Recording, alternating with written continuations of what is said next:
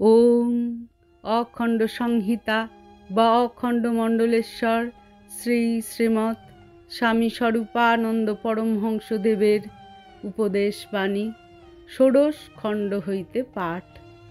ভারতের ভাবী ঐক্য ও মহনীয়তা সুনিশ্চিত করিবার জন্য একদা বর্তমানে পূজিত বহু দেববিগ্রহ আপনা হইতে সরিয়া গিয়া অখণ্ডেশ্বর ওঙ্কার বিগ্রহের জন্য স্থান করিয়া দিবেন।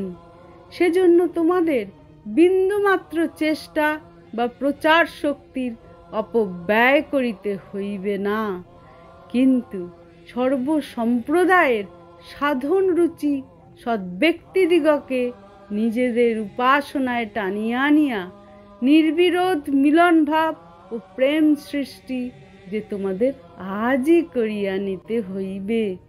প্রতিদ্বন্দ্বিতার মধ্য দিয়া বিশ্বব্যাপী সৌভ্রাতৃ ও ঐক্য কখনো আসিবে না।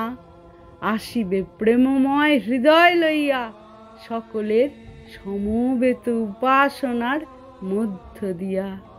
হরি ওম।